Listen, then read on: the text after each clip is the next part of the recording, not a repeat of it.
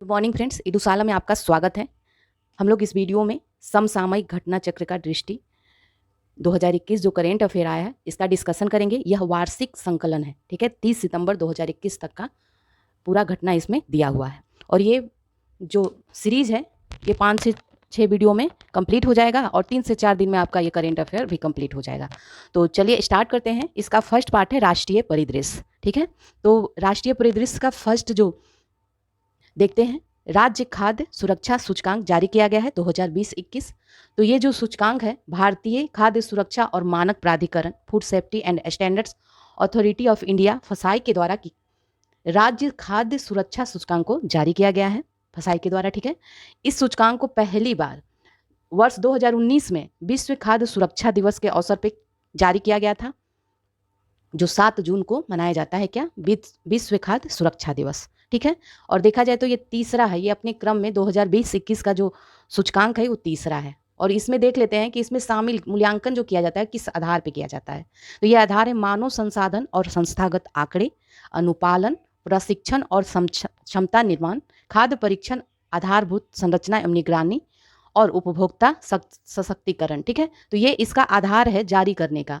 तो देखिए इसमें इस सूचकांक में 36 राज्यों और संघ राज्य क्षेत्रों को शामिल किया गया है और 100 अंकों में कुल प्राप्तांक दिए गए हैं।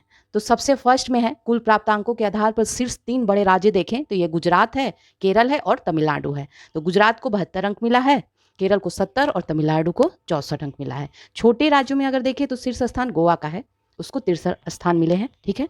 और संघ राज्य क्षेत्रों में अगर हम देखें तो ये जम्मू कश्मीर को मिला है 67, ठीक है, और दिल्ली को 58 मिला है, ये तीसरे स्थान पे है। अब देखते हैं सूचकांक में सबसे निम्न स्थान प्राप्त करने वाला जो राज्य या संघ राज्य क्षेत्र है वो है मिजोरम, ठीक है। और ये छोटे राज्यों में इसका 8वां स्थान है और बिहार जो है बड़े राज्यों में इसको 20वां स्थान मिला है और लक्षद्वीप जो है संघ राज्य क्षेत्रों में इसे 8वां स्थान मिला है।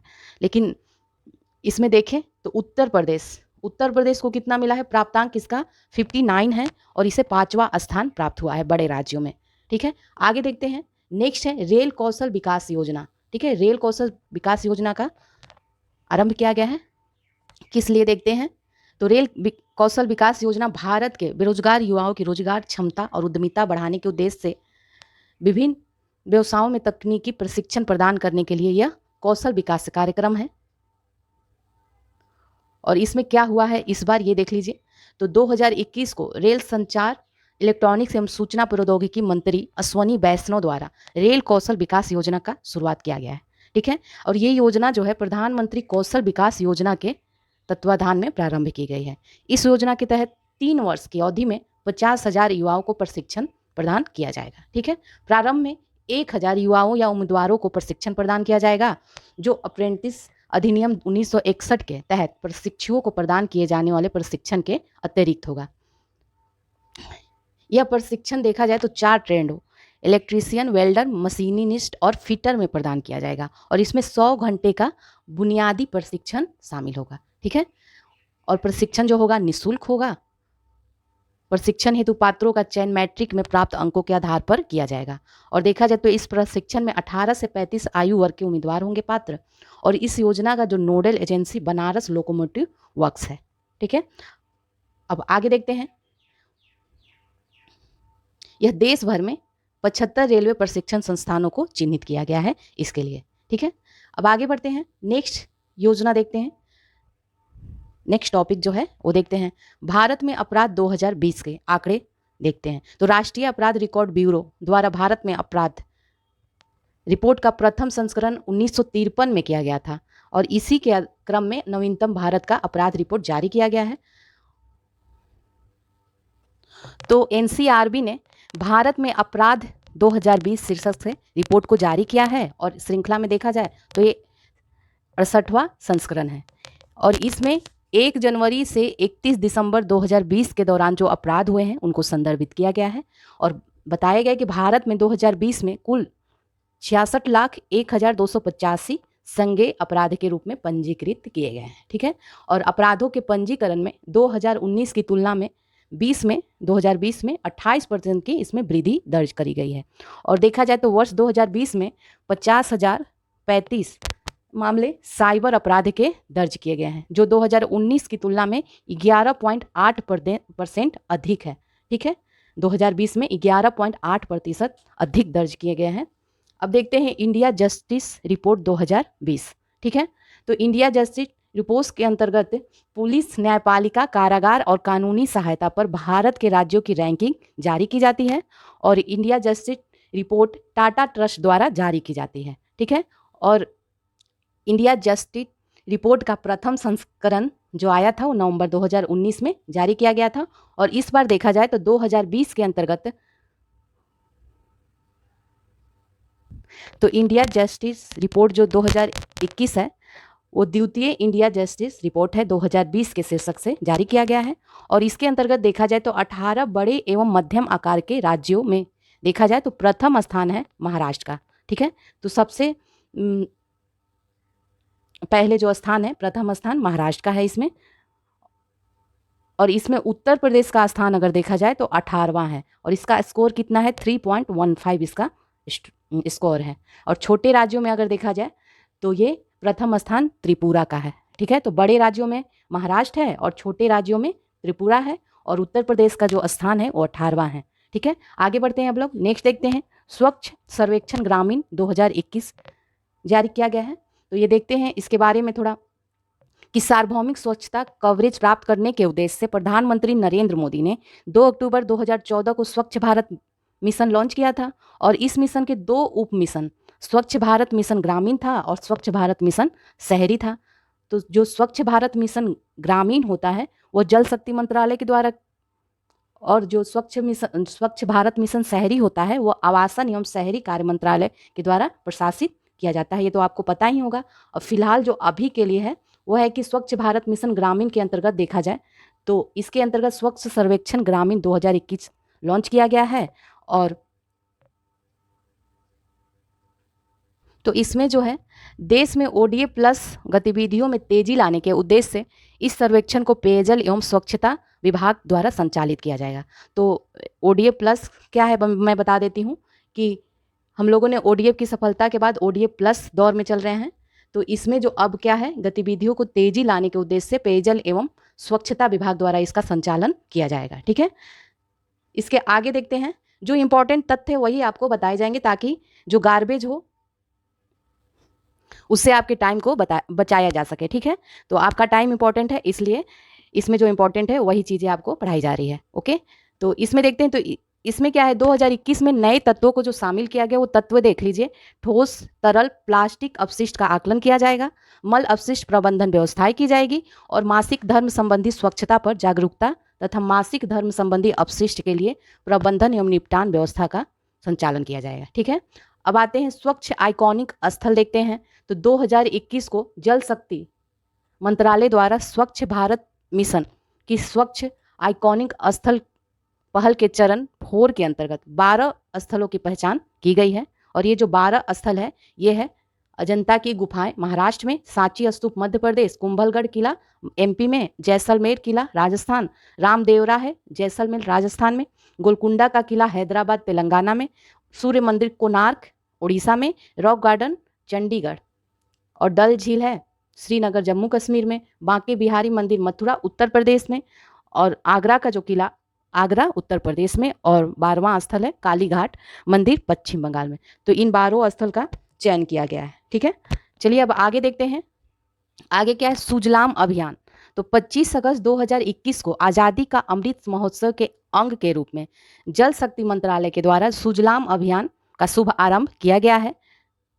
ओडीएफ स्थायित्व एवं गंदेला जल प्रबंधन हेतु यह एक 100 दिवसीय अभियान है। ठीक है, और यहाँ पे निम्न प्रमुख क्षेत्रों पर ध्यान दिया जाएगा, जैसे 10 लाख सूखता गड्ढों का निर्माण, शौचालय की मरम्मत, नए परिवारों तक शौचालयों की पहुंच। ठीक है, और ये अभियान देश के गांवों में अल्प समय में त्वरित गति से ओडीएफ प्लस के दर्जे को प्राप्त करने के उद्देश्य से संचालित किया जाएगा। अब आते हैं इंदौर के बारे में देख लीजिए। इंदौर भारत का पहला जल आधिक्य शहर बन गया है। तो 11 अगस्त 2021 को केंद्रीय आवासन एवं शहरी कार्य मंत्रालय ने इंदौर को भारत का पहला जल आधिक्य शहर घोषित किया है। ठीक है, और इंदौर ने स्वच्छ सर्वेक्षण 2021 के तहत देश के पहले जल आधिक्य शहर वाटर प्लस सिटी होने का प्रमाण पत्र प्राप्त किया है। और इसमें देख लीजिए कि इंदौर को भारत के सबसे स्वच्छ शहर का भी दर्जा प्राप्त हुआ है लगातार चौथी बार। ठीक है, तो यह फैक्ट था। अब आगे देखते हैं, NIRF रैंकिंग देखना है, इंडिया रैंकिंग 2021। ठीक है, तो ये केंद्रीय शिक्षा मंत्रालय के अंतर्गत नेशनल इंस्टीट्यूट रैंकिंग फ्रेमवर्क की शुरुआत ये 2015 को की गई थी। और ये NIRF देश भर में क्या करती है, उच्च शिक्षा संस्थानों की रैंकिंग प्रदान करने के लिए एक कार्य प्रणाली की रूपरेखा तैयार करता है। ठीक है, और इसका संस्करण पहली बार 2016 में हुआ था। ये इसका हिस्ट्री था। अब देख लीजिए इसमें याद करने वाला क्या है कि 9 सितंबर 2021 को केंद्रीय शिक्षा मंत्री धर्मेंद्र प्रधान ने नेशनल इंस्टीट्यूशनल रैंकिंग फ्रेमवर्क के अंतर्गत देश में उच्च शिक्षण संस्थान जो है इसकी रैंकिंग जारी की है। और ये इसका 6ठा संस्करण है। ठीक है, इसमें समग्र श्रेणी के साथ साथ विश्वविद्यालय, कॉलेज एवं अनुसंधान संस्थानों की श्रेणी में रैंकिंग जारी की गई है। और इसमें 7 विभिन्न विषयों जैसे इंजीनियरिंग, प्रबंधन, फार्मेसी, विधि, चिकित्सा, वास्तुकला और दंत चिकित्सा में भी संस्थानों को रैंकिंग इस बार प्रदान की गई है। ठीक है, इसमें पहली बार क्या है कि वर्ष 2021 में इंडिया रैंकिंग में पहली बार अनुसंधान संस्थानों को रैंक दिया गया है। ठीक है, और इन जो रैंकिंग दिया जाता है उसका मानदंड क्या है, तो ये है मानदंड, देख लीजिए कि शिक्षण पहला है इसमें कि 5 आधार पे दिया जाता है। शिक्षण, अधिगम एवं संसाधन, अनुसंधान एवं पेशेवर अभ्यास, स्नातक परिणाम, पहुंच एवं समावेशिता और बोध परसेप्शन। ठीक है, तो इन 5 आधारों पे दिया जाता है। और इसमें देखें तो सबसे पहला किसे दिया गया है, IIT मद्रास को दिया गया है चेन्नई के, जिसका स्कोर कितना है 86.76 है स्कोर। ठीक है, तो ये IIT मद्रास को दिया गया है NIRF इंडिया रैंकिंग 2021 में प्रथम स्थान। और देखा जाए तो इसमें इस रैंकिंग के शीर्ष 10 में उत्तर प्रदेश के 2 संस्थान कौन कौन है, IIT कानपुर और बनारस हिंदू विश्वविद्यालय को दिया गया है। ठीक है, तो ये जो 2 संस्थान हैं, IIT कानपुर को 5वां स्थान है और बनारस हिंदू विश्वविद्यालय को 10वां स्थान दिया गया है। इसका रैंकिंग देख लीजिए 76.50 है और बनारस BHU का 63.10 है। तो इसमें शीर्ष 10 में उत्तर प्रदेश के 2 संस्थानों IIT कानपुर और बनारस हिंदू विश्वविद्यालय को स्थान मिला है। ठीक है, अब देख लीजिए कि उस शिक्षा संस्थानों की समग्र सूची में उत्तर प्रदेश के कौन कौन से संस्थान हैं। तो 5वें स्थान पे है IIT कानपुर, 10वें पे है बनारस हिंदू विश्वविद्यालय और 18वें पे है अलीगढ़ मुस्लिम यूनिवर्सिटी जो अलीगढ़ में है और 28वें पे है IIT BHU का जो वाराणसी में है और MET विश्वविद्यालय गौतम बुद्ध नगर में और 60वें स्थान पे king George medical college Lucknow की और शिव नडार विश्वविद्यालय को 84वां स्थान दिया गया है, गौतम बुद्ध नगर में है ये। और 88वां स्थान जो दिया गया है मोतीलाल नेहरू राष्ट्रीय प्रौद्योगिकी संस्थान को दिया गया है जो प्रयागराज में है। ठीक है, तो इसमें इनको रैंकिंग दी गई है। अब आगे देखते हैं, विश्वविद्यालय श्रेणी में देखा जाए तो भारतीय विज्ञान संस्थान बेंगलुरु को प्रथम, जवाहरलाल नेहरू विश्वविद्यालय नई दिल्ली को द्वितीय और बनारस हिंदू विश्वविद्यालय वाराणसी को तीसरा स्थान प्रदान किया गया है। इसमें आगे बढ़ते हैं, अब ये आगे देख लेते हैं। नेक्स्ट टॉपिक है कार्बी आंगलोग समझौता हुआ है। ठीक है, तो इसमें देख लीजिए कि कार्बी आंगलोग समझौता जो हुआ है ये 4 सितंबर 2021 को नई दिल्ली में गृह मंत्री अमित शाह, असम के मुख्यमंत्री और कार्बी आंगलोग स्वायत्त परिषद के प्रतिनिधियों एवं 5 उग्रवादी समूहों के प्रतिनिधियों के बीच हुआ है कार्बी आंगलोग समझौता। ठीक है, इनके बीच हुआ है। कौन कौन गुट शामिल थे इसमें ये याद रखने की जरूरत नहीं है। आगे देखते हैं, नेक्स्ट टॉपिक देख लेते हैं। पूर्वोत्तर क्षेत्र जिला सतत विकास सूचकांक डैशबोर्ड 2021-22 जारी किया गया है। ये 26 अगस्त 2021 को नीति आयोग और पूर्वोत्तर क्षेत्र विकास मंत्रालय ने सतत विकास लक्ष्यों को स्थानीय बनाने की दिशा में पूर्वोत्तर क्षेत्र जिला सतत विकास लक्ष्य सूचकांक और डैशबोर्ड बेसलाइन 2021-22 के पहले संस्करण को जारी किया है। ठीक है, ये जो सूचकांक है ये संयुक्त राष्ट्र विकास कार्यक्रम UNDP, नीति आयोग और पूर्वोत्तर क्षेत्र विकास मंत्रालय द्वारा एक अपनी तरह का पहला संयुक्त प्रयास किया गया है। ये सूचकांक नीति आयोग के जो SDG इंडिया इंडेक्स है उसी पर आधारित है, ठीक है। और SDG प्राप्त करने की दिशा में क्षेत्र और उसके जिले की जो सामाजिक, आर्थिक और पर्यावरणीय स्थिति पर अंतर्दृष्टि प्रदान करता है, ठीक है। इसमें जो स्मरणीय तथ्य है वो क्या है ये देख लीजिए। तो इस डैशबोर्ड में पूर्वोत्तर के 8 राज्यों अरुणाचल प्रदेश, असम, मणिपुर, मेघालय, मिजोरम, नागालैंड, सिक्किम और त्रिपुरा के सभी जिलों को प्रगति को उन 24 संकेतकों के आधार पर मापा जाएगा, ठीक है। और इसमें क्या है, ये 84 संकेतक 15 वैश्विक लक्ष्य को शामिल करते हैं। और इस सूचकांक में 75.87 अंक के साथ पूर्वी सिक्किम जो है जिला वो पहले स्थान पर है और 75.73 अंक के साथ गोमती और उत्तरी त्रिपुरा दूसरे स्थान पर है। इसमें सीधा सीधा ये याद रखिए कि पूर्वी सिक्किम जिला जो है इसमें पहले स्थान पे आया है इस सूचकांक में, और गोमती और उत्तरी त्रिपुरा जो है दूसरे स्थान पे है, ठीक है। रैंकिंग में क्या है, 103 जिलों में से 64 जिले समग्र अंक और रैंकिंग के आधार पर बेहतर प्रदर्शन करने वाले अग्रणी श्रेणी के जिले हैं, और सिक्किम और त्रिपुरा के सभी जिले अग्रणी श्रेणी में आते हैं, ठीक है। अब वो हो गया। अब नेक्स्ट है इसमें सिक्किम की राज्य मछली, ठीक है। सिक्किम सरकार ने कॉपर महसीर, जिसे स्थानीय रूप से कैटली कहा जाता है, इसे राज मछली घोषित किया है, सिक्किम की राज मछली, ठीक है। अब आगे बढ़ते हैं। नेक्स्ट है भारतीय स्मार्ट सिटीज पुरस्कार 2020। तो 25 जून 2021 को केंद्रीय आवासन एवं शहरी कार्य मंत्रालय ने भारतीय स्मार्ट सिटीज पुरस्कार प्रतियोगिता 2020 की घोषणा करी है। और इन पुरस्कारों की घोषणा 3 परिवर्तनकारी शहरी मिशन, कौन कौन है इसमें कौन कौन है, तो स्मार्ट सिटीज मिशन, अमृत और प्रधानमंत्री आवास योजना शहरी की 6वीं वर्षगांठ के उपलक्ष्य में ऐसा किया गया है। और इसमें जो है उत्तर प्रदेश ने राज्य कैटेगरी में पहला स्थान हासिल किया है, जबकि मध्य प्रदेश दूसरे स्थान पर है और तमिलनाडु जो है तीसरे स्थान पे है इसमें। तो ये कौन सा भारतीय स्मार्ट सिटीज पुरस्कार 2020 में उत्तर प्रदेश को पहला स्थान और मध्य प्रदेश दूसरा तथा तमिलनाडु ने तीसरा स्थान प्राप्त किया है, ठीक है। और इसके तहत देखा जाए तो सिटी अवार्ड के संयुक्त विजेता के रूप में इंदौर और सूरत को घोषित किया गया है, ठीक है, इस बार। और इसमें जो केंद्र शासित प्रदेश अवार्ड का विजेता है वह है चंडीगढ़, और अहमदाबाद को स्मार्ट सिटीज लीडरशिप अवार्ड प्राप्त हुआ है, और वाराणसी इसके बाद दूसरा स्थान है और रांची इसमें तीसरा स्थान है। स्मार्ट सिटीज लीडरशिप अवार्ड में पहला स्थान है अहमदाबाद का और दूसरा स्थान पे वाराणसी है, क्योंकि वाराणसी यूपी से संबंधित है इसलिए इसे याद रखिएगा। और इसी में देखा जाए तो climate smart citizen assessment framework 2.0 के तहत सूरत, इंदौर, अहमदाबाद, पुणे, विजयवाड़ा, राजकोट, विशाखापट्टनम, पिंपरी चिंचवाड़ तथा बड़ौदा शीर्ष 9 प्रदर्शनकर्ता शहर हैं जिन्हें 4 स्टार रेटिंग प्रदान करी गई है। चलिए अब आगे देखते हैं राष्ट्रीय खाद्य तेल ऑयल पाम मिशन, इसके बारे में देखते हैं। तो इसमें जो स्मरणीय तथ्य है वो देख लीजिए कि 2021 को प्रधानमंत्री की अध्यक्षता में केंद्रीय मंत्रिमंडल ने राष्ट्रीय खाद्य तेल ऑयल पाम मिशन की शुरुआत की मंजूरी प्रदान करी है। और इस मिशन के अंतर्गत पूर्वोत्तर क्षेत्र तथा अंडमान एवं निकोबार द्वीप समूह पर विशेष रूप से ध्यान केंद्रित इसमें किया जाएगा, ठीक है। इसमें क्या है कि वर्ष 2025-26 तक ऑयल पाम जो है 6.5 लाख हेक्टेयर अतिरिक्त क्षेत्र को आच्छादित करता है, अतः इसे जो बढ़ाकर है 10 लाख हेक्टेयर करना है, ठीक है। और इसमें एक्स्ट्रा कुछ नहीं था। अब नेक्स्ट देखते हैं जालियांवाला बाग शताब्दी स्मारक पार्क।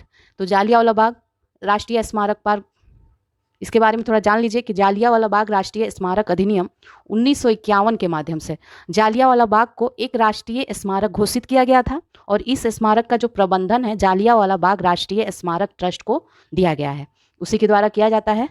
और देश में 13 अप्रैल 2019 से 13 अप्रैल 2020 तक जालियांवाला बाग हत्याकांड के शताब्दी समारोह का आयोजन किया गया था।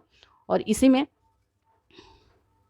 कि 14 अगस्त 2021 को पंजाब के तत्कालीन मुख्यमंत्री जो थे कैप्टन अमरिंदर सिंह ने जालियांवाला बाग शताब्दी स्मारक पार्क का उद्घाटन किया है, ठीक है। और इस पार्क की स्थापना पंजाब के अमृतसर जिले में रंजीत एवेन्यू स्थित अमृत आनंद पार्क में की गई है, ठीक है।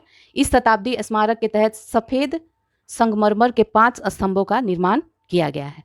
चलिए अब आगे देखिए नेक्स्ट में प्रधानमंत्री उज्ज्वला योजना 2.0 का, इससे पहले थोड़ा सा इसका जान लीजिए।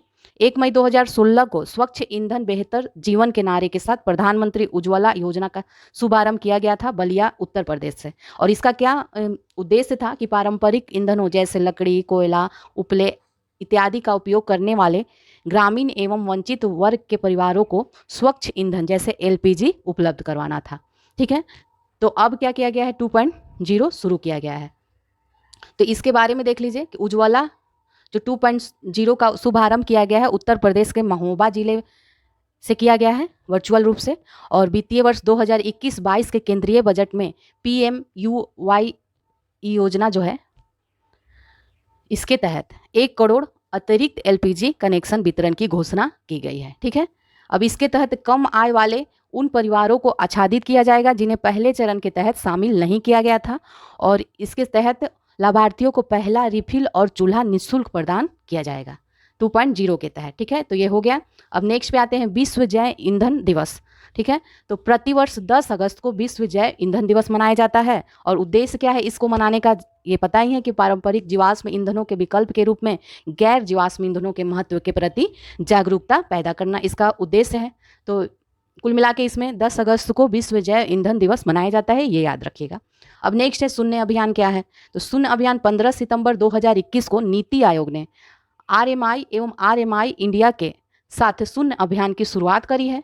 और यह उपभोक्ताओं एवं उद्योग के साथ मिलकर शून्य प्रदूषण आपूर्ति वाहनों को बढ़ावा देने की एक पहल है। ठीक है, तो ये शून्य अभियान शून्य प्रदूषण आपूर्ति वाहनों को बढ़ावा देने का एक पहल है। इसका उद्देश्य है कि शहरी क्षेत्र में इलेक्ट्रिक वाहनों को अपनाए जाने में तेजी लाना है इसका उद्देश्य। ठीक है, नेक्स्ट आते हैं लद्दाख में केंद्रीय विश्वविद्यालय की स्थापना की गई है। ठीक है, तो चलिए इसके बारे में देखते हैं कि 5 अगस्त 2021 को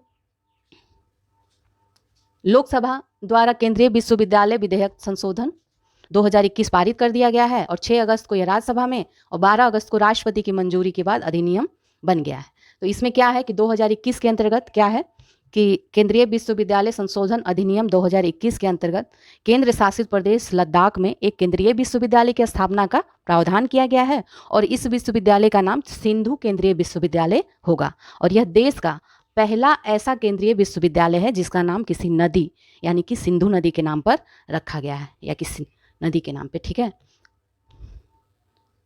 और इसके अंतर्गत केंद्रीय शिक्षा मंत्रालय के बजटीय प्रावधानों के माध्यम से भारत की संचित निधि से इसका खर्च की पूर्ति की जाएगी। और इस विश्वविद्यालय का जो अधिकार क्षेत्र है लेह और कारगिल सहित पूरा लद्दाख क्षेत्र होगा। ठीक है, अब नेक्स्ट आते हैं एकीकृत बहुउद्देशीय अवसंरचना विकास निगम की स्थापना को मंजूरी दे दी गई है। और यह क्या है, तो यह लद्दाख में अवसंरचना विकास के लिए मुख्य निर्माण एजेंसी है।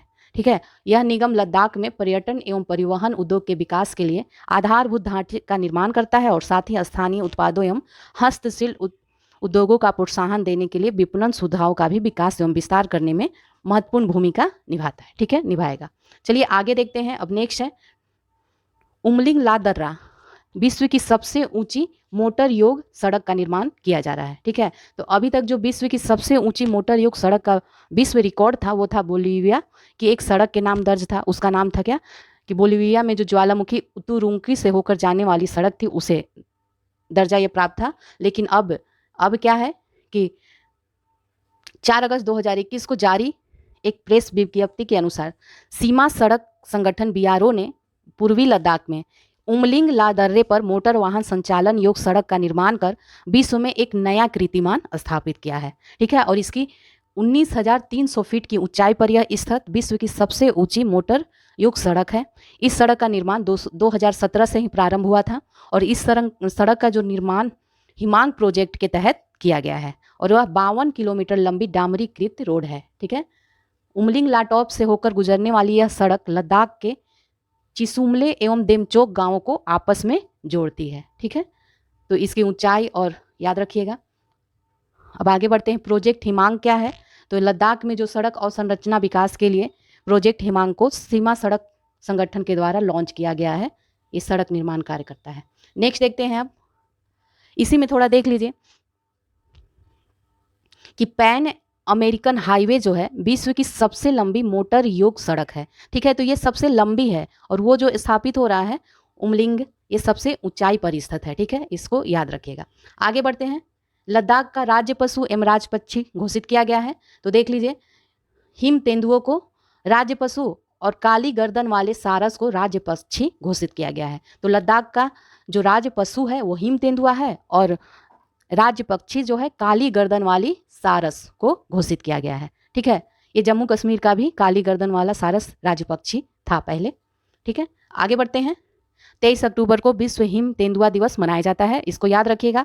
और रेड लिस्ट में काली गर्दन वाले सारस को संकटासन श्रेणी में रखा गया है। और ये कहाँ पाया जाता है? तो लद्दाख में चांगधांग क्षेत्र में यह पाया जाता है, काली गर्दन वाले सारस। चलिए अब नेक्स्ट देखते हैं। नेक्स्ट है ई रूपी, एक नया डिजिटल भुगतान साधन का प्रारंभ किया गया है। 2 अगस्त 2021 को प्रधानमंत्री नरेंद्र मोदी ने वीडियो कॉन्फ्रेंसिंग के माध्यम से विशेष डिजिटल भुगतान साधन ई रूपी को लॉन्च किया गया है। ठीक है, यह व्यक्ति विशिष्ट और उद्देश्य विशिष्ट एक डिजिटल भुगतान समाधान है। यह डिजिटल भुगतान हेतु एक नगद रहित, कैशलेस है और कॉन्टैक्टलेस है, संपर्क रहित साधन है। ठीक है, ई रूपी का विकास किया गया है ना, और इसके विकास में NPCI जो भारतीय राष्ट्रीय भुगतान निगम है उसके द्वारा किया जा रहा है इसका विकास। आगे देखते हैं। इसमें 14 बैंकों की साझेदारी की जाएगी और ये जो बैंक सहयोगी बैंक है ये इन बैंकों का सहयोग होगा, इसको याद करने की जरूरत नहीं है। चलिए आगे देखते हैं। इसी में है कि मूलतः ई रूपी एक डिजिटल वाउचर है जो लाभार्थी और उपयोगकर्ता को उसके फ़ोन पर SMS या QR कोड के रूप में प्राप्त होता है और यह एक पूर्व भुगतान वाउचर होता है। ठीक है, अब आगे देखते हैं। आगे का टॉपिक है सहकारिता मंत्रालय का गठन किया गया है।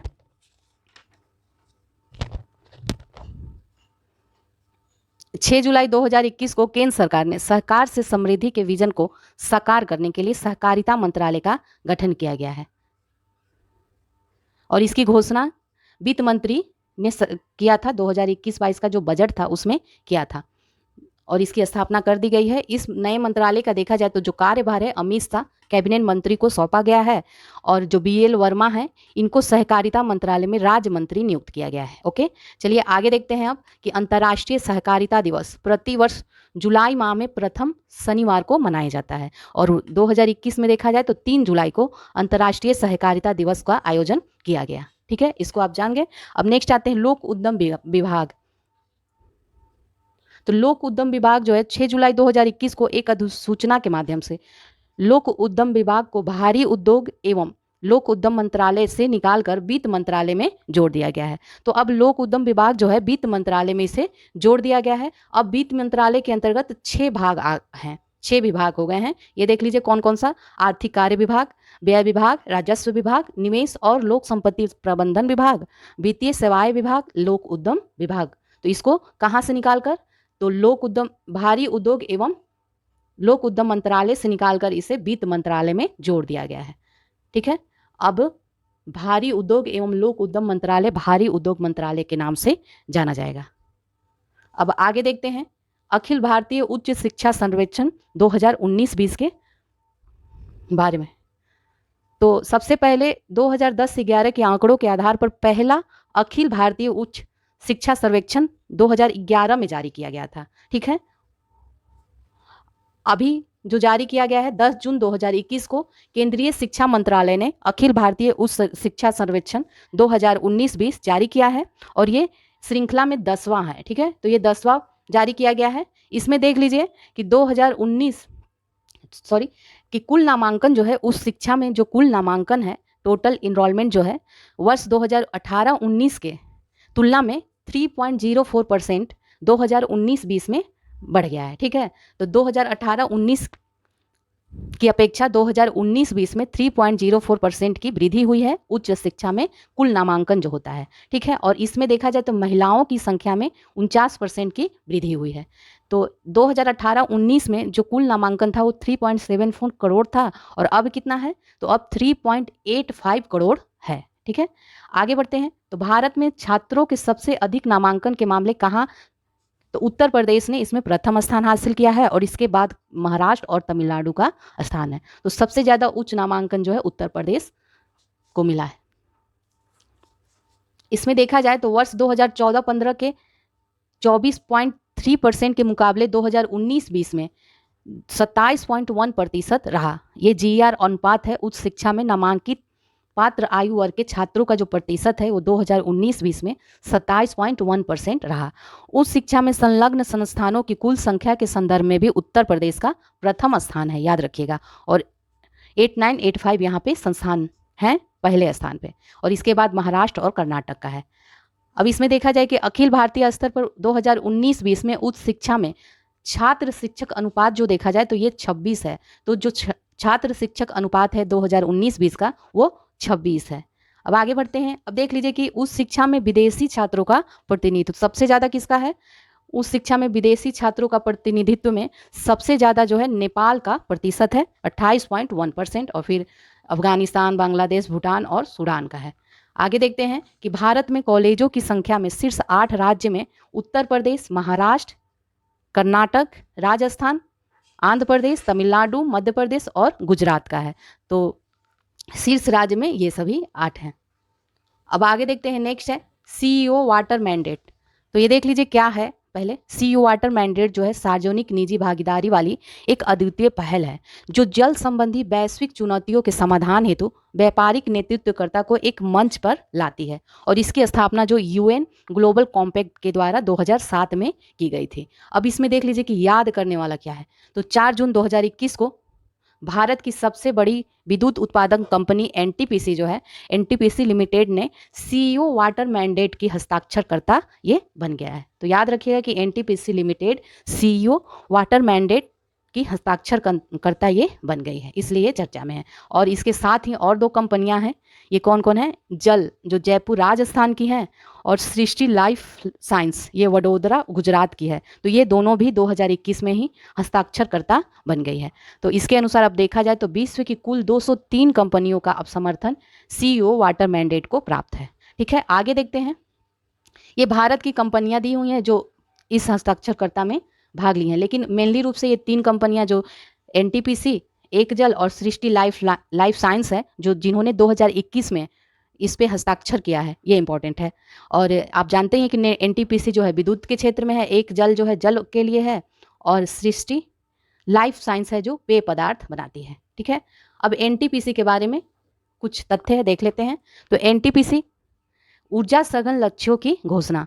तो 27 जून 2021 को जारी प्रेस विज्ञप्ति के अनुसार NTPC लिमिटेड भारत में ऊर्जा क्षेत्र के अंतर्गत ऐसी पहली ऊर्जा कंपनी बन गई है जिसने ऊर्जा पर संयुक्त राष्ट्र उच्च स्तरीय संवाद के अंग के रूप में अपने ऊर्जा सघन लक्ष्यों को घोषित किया है। ठीक है, और इसके साथ ही इसके बारे में कि वर्ष 2032 तक 60 गीगावाट तक की नवीकरणीय ऊर्जा क्षमता की स्थापना का इसने लक्ष्य निर्धारित किया है NTPC ने। और NTPC ने 2032 तक शुद्ध ऊर्जा तीव्रता में 10% की कटौती का भी लक्ष्य निर्धारित किया है। ये NTPC के ही बारे में सब था। अब देख लीजिए कि भारत का सबसे बड़ा सौर पार्क।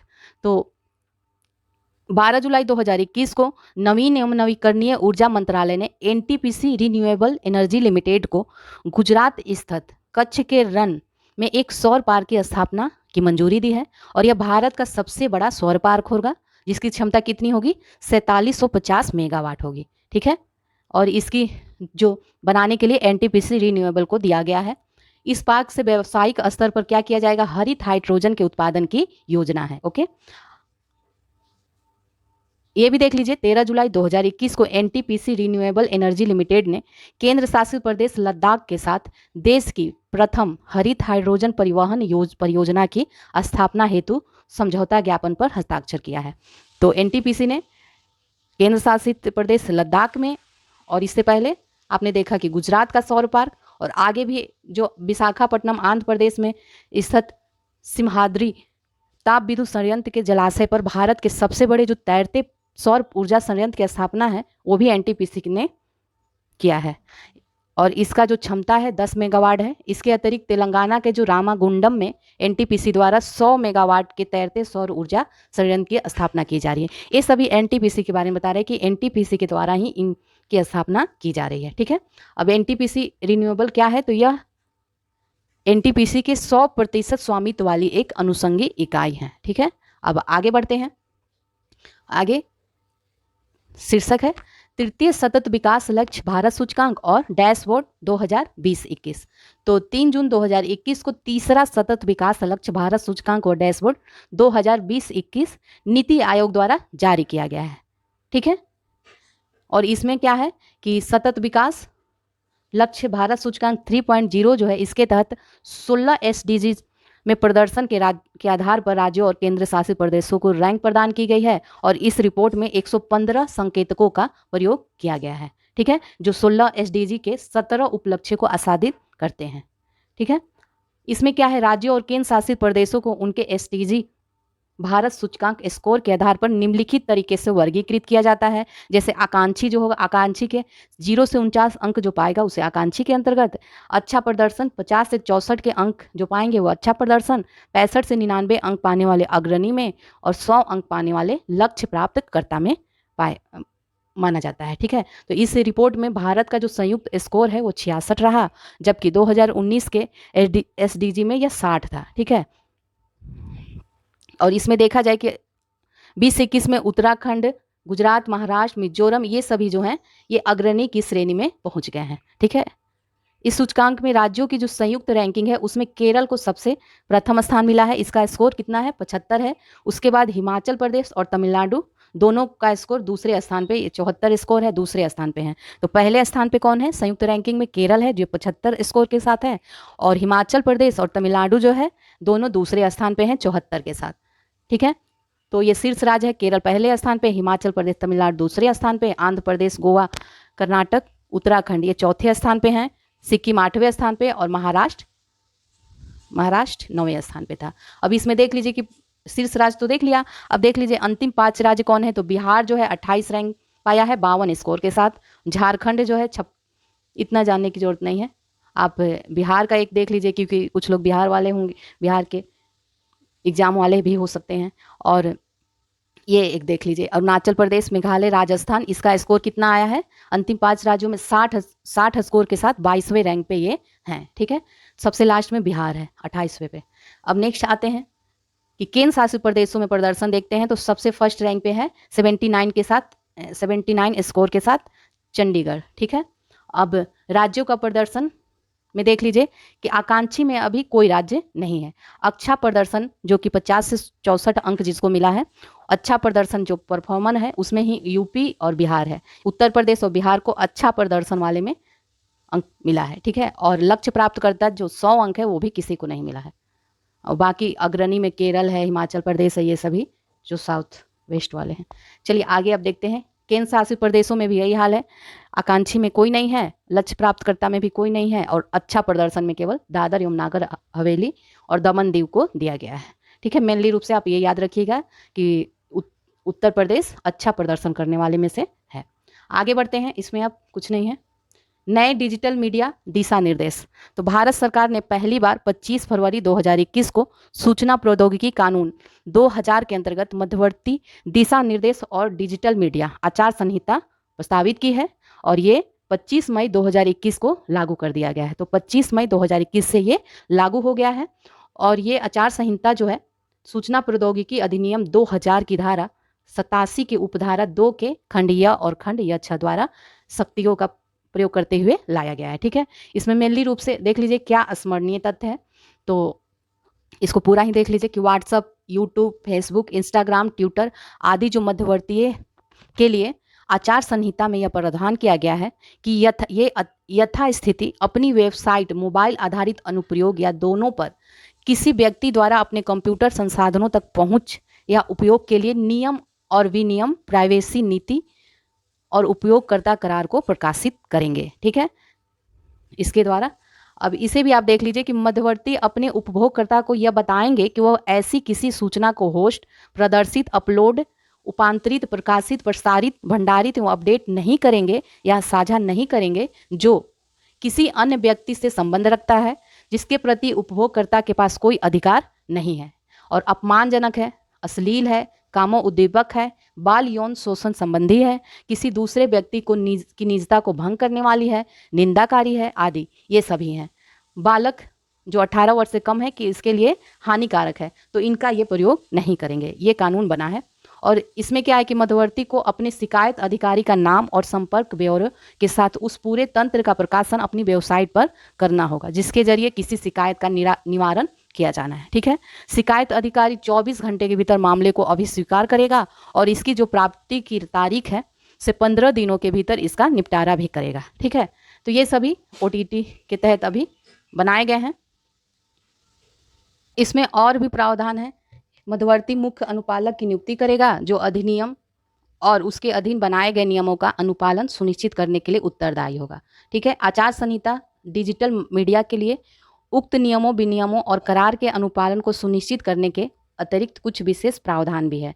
इसमें क्या है कि शिकायतों के समाधान के लिए त्रिस्तरीय संरचना होगी। फर्स्ट है प्रकाशकों द्वारा स्वतः विनियम स्तर पे, प्रकाशकों के स्वतः विनियामक निकायों द्वारा स्वतः विनियम स्तर पे और केंद्रीय सरकार द्वारा निरीक्षण क्रियाविधि। तो ये त्रिस्तरीय संरचना होगी। आचार संहिता के संबंध में प्रकाशक द्वारा प्रकाशित जो अंतर वस्तु के बारे में शिकायत करने वाला व्यक्ति शिकायत समाधान क्रियाविधि पर अपनी शिकायत प्रस्तुत कर सकेगा। तो ये सभी प्रावधान किए गए हैं ये OTT के तहत। ठीक है, इसमें देख लीजिए कि जो स्वतः विनियामक निकाय की अध्यक्षता है वो उच्चतम न्यायालय या इसी स्तर के किसी उच्च न्यायालय सेवा न्यायाधीश या मीडिया प्रसारण मनोरंजन बाल अधिकारी मानवाधिकार किसी स्वतंत्र प्रतिष्ठित व्यक्ति द्वारा किया जाएगा। और इसके जो अन्य सदस्य होंगे वो मीडिया प्रसारण बाल अधिकारी मानवाधिकार और ऐसे अन्य सुसंगत क्षेत्रों के अधिकतम 6 विशेषज्ञ होंगे। ठीक है, आचार संहिता में केंद्रीय सरकार द्वारा निरीक्षण क्रियाविधि के लिए एक अंतः विभागीय समिति का स्थापना का प्रावधान है। ठीक है, इस हेतु मंत्रालय द्वारा प्राधिकृत अधिकारी के रूप में एक ऐसे व्यक्ति को जो भारत सरकार के संयुक्त सचिव के स्तर से नीचे का न हो उसे नियुक्त किया जाएगा। तो ये बनाया गया है। ये था नए डिजिटल मीडिया दिशा निर्देश के बारे में। अब चलिए आगे देखते हैं हम लोग विधानसभा चुनाव जो 2021 में हुआ था। तो आप लोग को पता ही होगा 1951 में देश का पहला आम चुनाव हुआ था।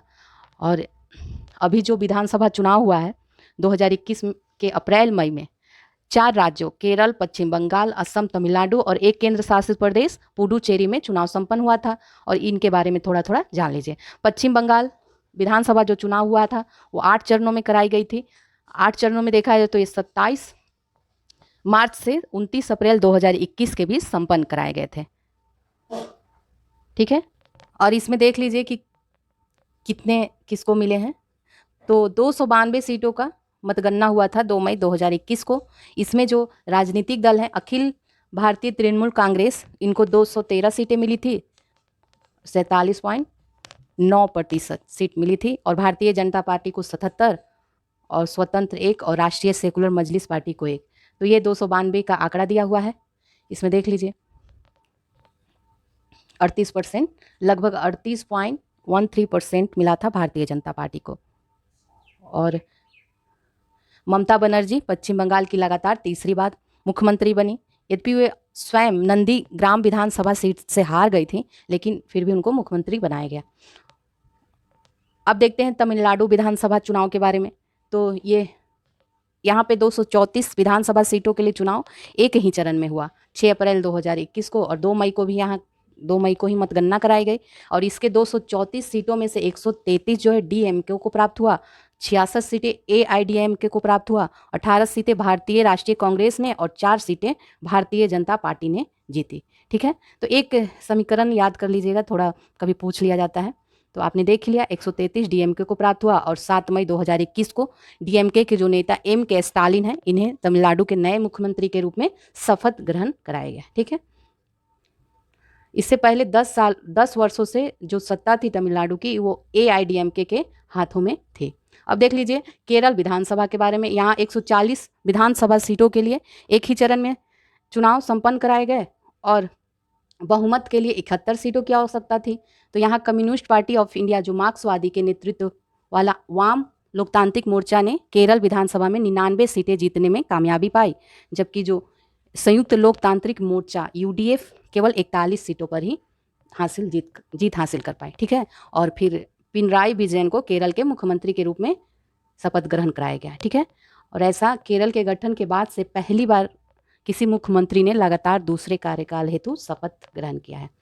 ठीक है, आगे बढ़ते हैं। केरल के बारे में देख ही लिया, अब आगे देखते हैं असम विधानसभा चुनाव के बारे में। तो इसमें 126 सीट विधानसभा सीटों के लिए 3 चरणों में चुनाव संपन्न कराए गए और यहाँ 126 सदस्य असम विधानसभा के लिए हुए चुनाव में 75 सीटों पर राष्ट्रीय जनतांत्रिक गठबंधन ने जीत हासिल की, जबकि विपक्षी भारतीय राष्ट्रीय कांग्रेस के नेतृत्व वाले महागठबंधन को केवल 50 सीटों से संतोष करना पड़ा। ठीक है, और असम के जो 15वें मुख्यमंत्री के रूप में हैं वो हेमंत बिस्व शर्मा को वहाँ के राज्यपाल जगदीश मुखी ने शपथ दिलाई। ठीक है, अब पुडुचेरी विधानसभा का देख लीजिए। 30 विधानसभा सीटों के लिए चुनाव एक ही चरण में होगा और यहाँ पे राज्य विधानसभा चुनाव में राष्ट्रीय जनतांत्रिक गठबंधन राजग को सत्ता प्राप्त करने के लिए आवश्यक सीटें प्राप्त हो गई। और यहाँ पे देखा जाए तो ये एन रंगास्वामी को ऑल इंडिया NR कांग्रेस के हैं ये, इनको पुडुचेरी के नए मुख्यमंत्री के रूप में शपथ दिलाया गया। ठीक है, अब ये कंप्लीट हो गया। अब देखते हैं आगे, ताप विद्युत संयंत्रों में बायोमास के प्रयोग पर राष्ट्रीय मिशन। तो ये थोड़ा सा देख लीजिए कि धान एवं अन्य फसलों की कटाई के बाद जो अवशेष बच जाते हैं, अवशेष के रूप में प्राप्त पराली को खेतों में जलाने की बजाय उसे संग्रहित एवं प्रसंस्कृत कर उसका बायोमास ईंधन के रूप में ऊर्जा उत्पादन में प्रयोग किया जा सकता है। तो ये इसी को बायोमास के रूप में प्रयोग करने के लिए एक मिशन चलाया गया है। केंद्रीय विद्युत मंत्रालय द्वारा कोयला आधारित ताप विद्युत संयंत्रों में बायोमास के प्रयोग पर एक राष्ट्रीय मिशन स्थापित करने का निर्णय लिया है और इसकी अवधि कितनी है? न्यूनतम 5 वर्ष है। इसका मिशन का उद्देश्य है, इस मिशन का उद्देश्य देख लीजिए कि तापीय ऊर्जा संयंत्रों से अधिक मात्रा में कार्बन रहित ऊर्जा उत्पादन हेतु बायोमास को फायरिंग के वर्तमान 5% के स्तर में वृद्धि कर उसे उच्च स्तर तक ले जाना है। बायोमास पैलेट तथा कृषि अवशेषों की आपूर्ति श्रृंखला में बाधाओं को दूर करना है। विद्युत संयंत्रों तक इसके परिवहन को सुगम बनाना है। बायोमास को फायरिंग के संबंध में नियामक मुद्दों पर विचार करना, ये सभी इस मिशन के उद्देश्य हैं। ठीक है, बायोमास को फायरिंग क्या होता है? किसी बॉयलर के भीतर प्राकृतिक गैस तथा कोयले जैसे अन्य ईंधनों के साथ बायोमास पदार्थों के सम्मिश्रण तथा दहन को बायोमास को फायरिंग कहा जाता है। ठीक है, और इसको UNFCCC ने कार्बन रहित प्रौद्योगिकी के रूप में मान्यता दी है। चलिए अब नेक्स्ट देखते हैं, अम्बोली जैव विविधता विरासत स्थल घोषित किया गया है। ठीक है, तो इसमें क्या है, महाराष्ट्र सरकार ने सिंधुदुर्ग जिले में पश्चिमी घाट स्थित अम्बोली में एक क्षेत्र को जैव विविधता विरासत घोषित किया है। ठीक है, और यहाँ पे क्या है, अम्बोली के निकट जो ठाकरे वाइल्ड लाइफ फाउंडेशन के नेतृत्व में शोधकर्ताओं ने एक दल ने मृदु जल में पाई जाने वाली मछली की एक दुर्लभ प्रजाति सिसुस्ट्रा हिरण्यकेशी का खोज किया है। तो अम्बोली को जैव विविधता घोषित किया गया है और यह महाराष्ट्र में 5वां ऐसा जैव विविधता विरासत स्थल है। इससे पहले ग्लोरी ऑफ अल्लापल्ली, ठीक है, ये गढ़चिरौली जिले में है और पुणे में गणेश खिंड, सिंधुदुर्ग जिले में मिरिस्टिका दलदल वनस्पति, जलगांव में लैंडोर खोरी पार्क, इन सभी को जैव विविधता विरासत स्थल के रूप में घोषित किया गया है। तो यह महाराष्ट्र का अम्बोली जो है 5वां विरासत स्थल है। आगे बढ़ते हैं। अब सुजल क्या है? यह नल से पेयजल मिशन की शुरुआत की गई है उड़ीसा के मुख्यमंत्री के द्वारा, नवीन पटनायक हैं वहाँ के मुख्यमंत्री ने, पुरी में किया गया है। पुरी में सुजल नल से पेयजल मिशन की शुरुआत की गई है और इसके साथ ही पुरी जो है भारत का पहला ऐसा शहर बन गया है जहाँ के लोगों को सीधे नल से 24 घंटे लगातार उच्च गुणवत्ता का पेयजल प्राप्त होगा। तो यह भारत का पहला ऐसा शहर बन गया है। यह अभी मेट्रोपॉलिटन शहर में अभी तक सुविधा उपलब्ध नहीं है। ये विश्व स्तरीय जैसे लंदन, न्यूयॉर्क एवं सिंगापुर में ऐसी व्यवस्था उपलब्ध है। ठीक है, चलिए आगे अब देखते हैं। राष्ट्रीय दुर्लभ रोग नीति 2021 जारी किया गया है। ये क्या है? राष्ट्रीय दुर्लभ रोग नीति 2021। इसमें क्या है कि राष्ट्रीय दुर्लभ रोग नीति 2021 के अंतर्गत 3 समूहों में दुर्लभ रोगों को वर्गीकृत किया गया है। समूह 1, 2, 3। 1 में क्या है कि एक बार उपचार की आवश्यकता वाले विकार, 2 में है दीर्घकालिक या आजीवन उपचार की आवश्यकता वाले विकार, और समूह 3 में है ऐसे रोग जिनके लिए निश्चित उपचार उपलब्ध है लेकिन इनके उपचार की लागत बहुत अधिक है। तो इसमें केंद्र सरकार द्वारा समूह 1 के तहत सूचीबद्ध दुर्लभ रोगों के लिए पीड़ितों को राष्ट्रीय आरोग्य निधि योजना के अंतर्गत 20 लाख रुपए तक की वित्तीय सहायता प्रदान की जाएगी। ठीक है, ये मिशन शुरू किया गया है। दुर्लभ रोग क्या है? तो इसकी कोई अभी परिभाषा नहीं है। विश्व स्तर पे देखें, WHO दुर्लभ बीमारी को अक्सर जीवन भर के लिए दुर्बल करने वाली ऐसी बीमारी या विकार के रूप में परिभाषित करता है जो प्रति 1000 जनसंख्या में एक या उससे कम लोगों को प्रभावित करती है। ठीक है, तो ये सभी अगर देखा जाए तो विभिन्न देशों में दुर्लभ बीमारियों की परिभाषा अपने अनुसार है। भारत में व्यापकता के आधार पर दुर्लभ रोगों की परिभाषित करने के आंकड़े उपलब्ध नहीं है। ठीक है, तो भारत में दुर्लभ बीमारियों की कोई निश्चित परिभाषा नहीं दी गई है। भारत में अब तक लगभग 7 से 8 हजार ऐसी बीमारियां दर्ज हुई हैं जिन्हें वैश्विक स्तर पर दुर्लभ रोगों की संज्ञा दी गई है। इनमें प्रमुख देख लीजिए, Pompe disease, cystic fibrosis, haemophilia, thalassaemia, Wolman disease, ये सभी दुर्लभ रोग हैं। ठीक है, इनको दुर्लभ रोग माना जाता है। अब देख लीजिए कि अंतर्राष्ट्रीय दुर्लभ रोग दिवस फरवरी माह के अंतिम दिन मनाया जाता है और 28 फरवरी को 2021 को 14वां अंतर्राष्ट्रीय दुर्लभ रोग दिवस का आयोजन किया गया था और प्रथम देखा जाए तो 29 फरवरी 2008 को मनाया गया था। तो इस बार जो था 28 फरवरी 2021 को 14वां अंतर्राष्ट्रीय दुर्लभ रोग दिवस का आयोजन किया गया था। अब आइए नेक्स्ट टॉपिक है आज़ादी का अमृत महोत्सव इंडिया @ 75 देखते हैं। तो आज़ादी का अमृत महोत्सव भारत की स्वतंत्रता की 75वीं वर्षगांठ मनाने के लिए भारत सरकार द्वारा आयोजित कार्यक्रमों की एक श्रृंखला है। ठीक है, यह महोत्सव जन भागीदारी की विचारधारा के साथ जन उत्सव के रूप में मनाया जाएगा। यह कार्यक्रम पूरे देश में राज्य तथा केंद्र शासित प्रदेशों की सरकारों द्वारा आयोजित किया जाएगा तथा देश के बाहर भारत के दूतावासों में भी इसका आयोजन किया जाएगा। ठीक है, तो ये भारत की स्वतंत्रता की 75वीं वर्षगांठ जो 15 अगस्त 2022 को हुए के 75 सप्ताह पूर्व 12 मार्च 2021 को प्रधानमंत्री नरेंद्र मोदी द्वारा साबरमती आश्रम अहमदाबाद गुजरात से आज़ादी का अमृत उत्सव नामक पहल को लॉन्च किया गया है और यह पहल 15 अगस्त 2023 तक जारी रहेगा। ठीक है, ये डेट याद कर लीजिएगा।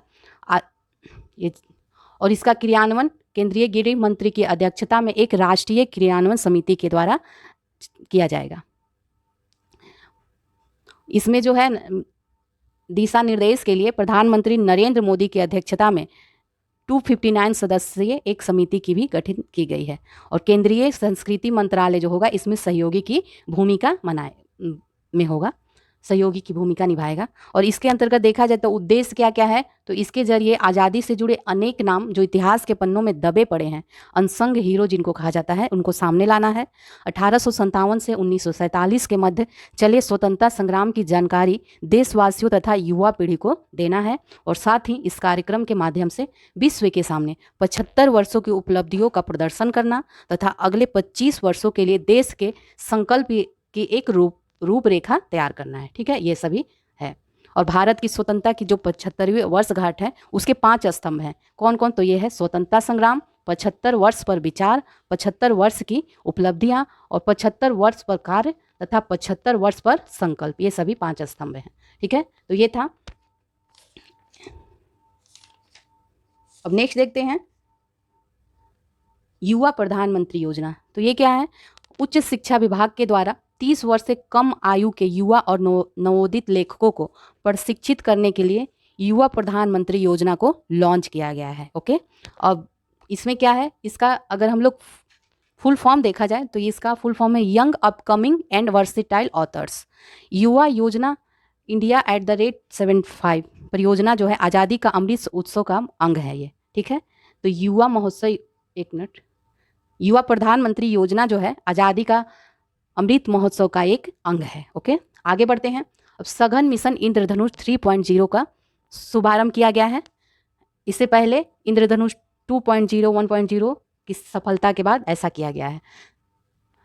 इंद्रधनुष के बारे में देख लीजिए थोड़ा कि देश में प्रतिरक्षण कार्यक्रम को मजबूती प्रदान करने और उसे ऊर्जावान करने के उद्देश्य से भारत सरकार ने 25 दिसंबर 2014 को इस मिशन इंद्रधनुष का सार्वभौमिक टीकाकरण अभियान के नाम से शुभारंभ किया था। और इसका उद्देश्य क्या था कि देश के सभी बच्चों जो 2 वर्ष के आयु तक के हैं एवं गर्भवती महिलाओं का तीव्र गति से 100% टीकाकरण करना था।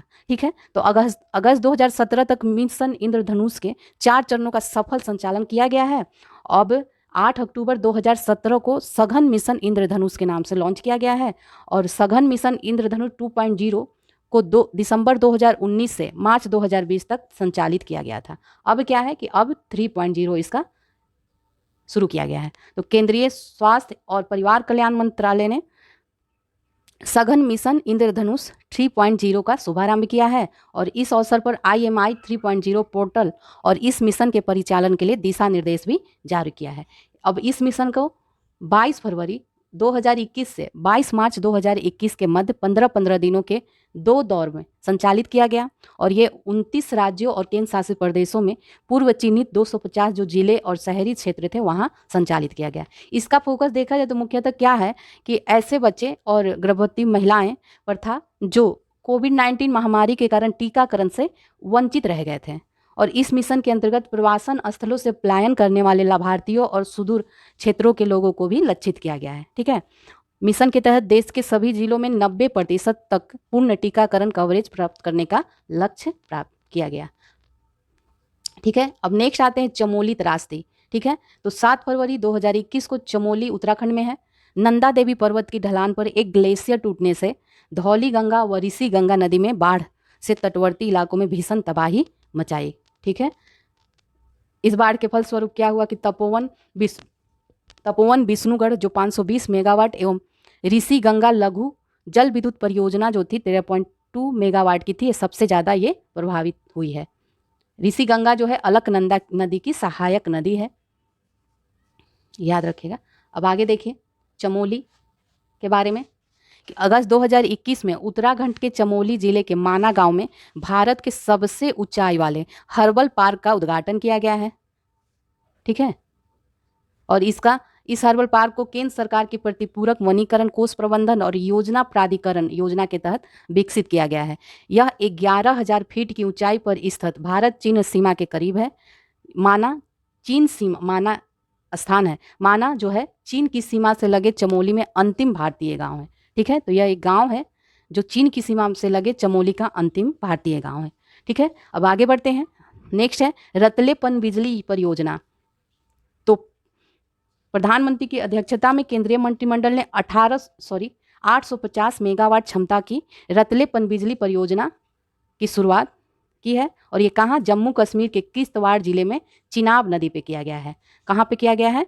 जम्मू कश्मीर के किश्तवाड़ जिले में चिनाब नदी पे किया गया है। यह परियोजना जो है रन ऑफ द रिवर परियोजना है। ठीक है, अब आगे बढ़ते हैं। और भी जम्मू कश्मीर की ये सभी प्रमुख पनबिजली परियोजनाएं हैं, जैसे क्वार पनबिजली परियोजना, किरथाई सेकेंड पनबिजली परियोजना, सावलकोट पनबिजली, उरी पनबिजली परियोजना, दुल्हस्ती, ये सभी जम्मू कश्मीर की है। और ये देख लीजिए कि किन किन नदियों से संबंधित है। जो क्वार है वो चिनाब पे है, किरथाई जो है वो भी चिनाब पे है, सावलकोट पनबिजली योजना चिनाब पे है, उरी जो है झेलम पे है और दुल्हस्ती जो है वो भी चिनाब पे है। तो ये सभी पनबिजली परियोजनाएं निर्माणाधीन है। ठीक है, अब आगे देखते हैं भारत नवाचार सूचकांक 2020। ठीक है, तो इसमें 20 जनवरी 2021 को नीति आयोग ने भारत नवाचार सूचकांक का द्वितीय संस्करण जारी किया है। इस रिपोर्ट को तैयार करने में गुरुग्राम स्थित इंस्टीट्यूट फॉर कॉम्पिटिटिवनेस ज्ञान भागीदार के रूप में भी शामिल रहा है। इस सूचकांक को 2 मुख्य शीर्षकों के रूप में सूचीबद्ध किया गया है। कौन कौन? तो ये इनेबल्स और प्रदर्शन। इसके अंतर्गत इनेबल्स के अंतर्गत क्या होता है? इस सूचकांक में नवाचार हेतु किए गए निवेश को इनेबल्स के द्वारा मापा जाता है और प्रदर्शन में किसी अर्थव्यवस्था के अंतर्गत संचालित नवाचार संबंधी गतिविधियों के परिणाम को इस शीर्षक के तहत शामिल किया गया है। ठीक है, इस सूचकांक में भारत के 36 राज्यों और केंद्र शासित प्रदेशों को शामिल किया गया है और 0 से 100 के पैमाने पर यहाँ स्कोर प्रदान किया गया है, जहाँ की शून्य से 100 तक का। तो 0 है सबसे खराब प्रदर्शन और 100 जो है नवाचार के संदर्भ में सबसे श्रेष्ठ प्रदर्शन को इंगित करता है। ठीक है, तो इसमें देख लीजिए कि समग्र रूप से देखा जाए तो भारतीय राज्यों का स्कोर जो है 23.4 है, जो नवाचार के संदर्भ में विकास एवं सुधार की अपार संभावना को प्रदर्शित करता है। अब इसमें इस सूचकांक में देख लीजिए किन राज्यों को कौन स्थान मिला है। तो बड़े राज्यों में कर्नाटक को प्रथम स्थान मिला है और बिहार को अंतिम 17वें स्थान पर है। ठीक है, और उत्तर पूर्वी पहाड़ी राज्यों में देखें तो हिमाचल प्रदेश को पहले स्थान पे और मेघालय जो है अंतिम स्थान पे है। तो बड़े राज्यों में देखें तो कर्नाटक है और बिहार जो है अंतिम स्थान पे है, और उत्तर पूर्वी पहाड़ी राज्यों में देखें तो हिमाचल प्रदेश प्रथम पे है और मेघालय जो है अंतिम स्थान पे है। केंद्र शासित प्रदेशों में देखिए तो केंद्र शासित प्रदेशों में दिल्ली जो है पहले स्थान पे है और लक्षद्वीप जो है अंतिम स्थान पे है। ठीक है, अगर यदि किसी वर्गीकरण बिना किसी वर्गीकरण के भारत के सभी राज्यों और केंद्र शासित प्रदेशों का मूल्यांकन किया जाए तो इस दृष्टि से नवाचार के संदर्भ में दिल्ली सर्वश्रेष्ठ प्रदर्शन करता है। ठीक है, तो आपने देख ही लिया, ये स्कोर देख ही लिया। पहले 5 राज्य हैं कर्नाटक, महाराष्ट्र, तमिलनाडु, तेलंगाना, केरल, और इनेबल्स घटक के अनुसार भी दिया हुआ है। प्रदर्शन के आधार पर कर्नाटक है पहले स्थान पे। अब कुल मिला के यहाँ भी उत्तर प्रदेश के बारे में है, देख लीजिए कि भारत नवाचार सूचकांक 2020 में बड़े राज्यों की श्रेणी में उत्तर प्रदेश को 9वां स्थान मिला है। ठीक है, स्कोर है इसका 22.85, जबकि पिछले वर्ष इसे 7वां स्थान मिला था, इस बार 9वां स्थान मिला है। ठीक है, नेक्स्ट है कि इसी प्रकार इनेबल्स घटक के संदर्भ में बड़े राज्यों में उत्तर प्रदेश को 16वां स्थान मिला है, जबकि प्रदर्शन घटक के संदर्भ में यह 5वें स्थान पे है। ठीक है, एक तो ओवरऑल रूप में नवाचार सूचकांक में 9वें स्थान पे है, और फिर इनेबल्स घटक में 16वें स्थान पे, और प्रदर्शन घटक में देखें तो 5वें स्थान पे है। चलिए अब आगे देखते हैं। नेक्स्ट है स्टैचू ऑफ यूनिटी के साथ रेल कनेक्टिविटी। ठीक है, तो इसके बारे में थोड़ा देख लीजिए कि स्टैचू ऑफ यूनिटी को भारत के पहले गृह मंत्री लौह पुरुष सरदार वल्लभ भाई पटेल की स्मृति में निर्मित किया गया था। ये पता ही आपको 31 अक्टूबर 2018 को सरदार पटेल की 143वीं जयंती के अवसर पे इसका उद्घाटन किया गया था, और यह इसकी ऊंचाई देखें तो 182 मीटर है। यह विश्व का सबसे ऊंची प्रतिमा है, और यह कहाँ पे है तो गुजरात के नर्मदा जिले में केवड़िया नामक स्थान पे स्थित है, और इसका जो मूर्तिकार है वो श्री राम वी सुतार ने इसे डिजाइन किया है। ठीक है, अभी क्या है इसके लिए कि अभी 17 जनवरी 2021 को प्रधानमंत्री ने वीडियो कॉन्फ्रेंसिंग के माध्यम से भारत के विभिन्न स्थानों से केवड़िया को जोड़ने के लिए 8 नई रेलगाड़ियों को हरी झंडी दिखाई है। ठीक है, हरी झंडी दिखा गई, और साथ ही प्रधानमंत्री ने Dabhoi Chandod broad gauge rail line, Chandod Kevadia नई broad gauge line railway line का उद्घाटन किया है। तो यहाँ पे 8 नई रेलगाड़ियों को, ये देखिए रेलगाड़ियाँ, ट्रेन का नाम कहाँ से कहाँ तक जा रही है, इन सभी रेलगाड़ियों को की शुरुआत की गई है। ठीक है, तो ये रेलगाड़ियाँ आप देख लीजिएगा, याद करने की ज़रूरत नहीं है, एक बार देख लीजिएगा। चलिए इसके बारे में और देख लीजिए कि भारतीय रेलवे के इतिहास में पहली बार जन शताब्दी एक्सप्रेस को नवीनतम विस्टाडोम पर्यटकों से लैस किया गया है, और इन ट्रेनों को प्रारंभ करने का उद्देश्य क्या है कि देश के विभिन्न हिस्सों से स्टैच्यू ऑफ यूनिटी के लिए निर्बाध रेल संपर्क प्रदान करना है। ठीक है, और new Kevadia railway station statue of unity से लगभग 6.5 किलोमीटर की दूरी पर स्थित है। ये हो गया। अब नेक्स्ट है सी प्लेन सेवा। तो सी प्लेन सेवा देख लीजिए, 31 अक्टूबर 2020 को राष्ट्रीय एकता दिवस मनाया जाता है 31 अक्टूबर को, और 31 अक्टूबर 2020 को इस दिवस के अवसर पर उड़ान योजना के अंतर्गत देश की पहली व्यावसायिक सी प्लेन सेवा की शुरुआत की गई, और नरेंद्र मोदी ने स्टैच्यू ऑफ यूनिटी एवं साबरमती रिवर फ्रंट अहमदाबाद के मध्य देश की पहली सी प्लेन सेवा का उद्घाटन किया। ठीक है, ये जान लीजिए। अब आइए नेक्स्ट टॉपिक पे, प्रधानमंत्री कौशल विकास योजना 3.0। तो अब शुरुआत की गई है, इसके बारे में ही देख लीजिए, ये भी देख लीजिए। 15 जुलाई 2015 को विश्व युवा कौशल दिवस के अवसर पर प्रधानमंत्री कौशल विकास योजना 1.0 का शुभारंभ किया गया था, और इसका सफल क्रियान्वयन होने के बाद 16 में 2.0 लॉन्च किया गया था। और इसके तहत क्या किया गया था कि 1 करोड़ युवाओं को प्रशिक्षित किए जाने का लक्ष्य निर्धारित था।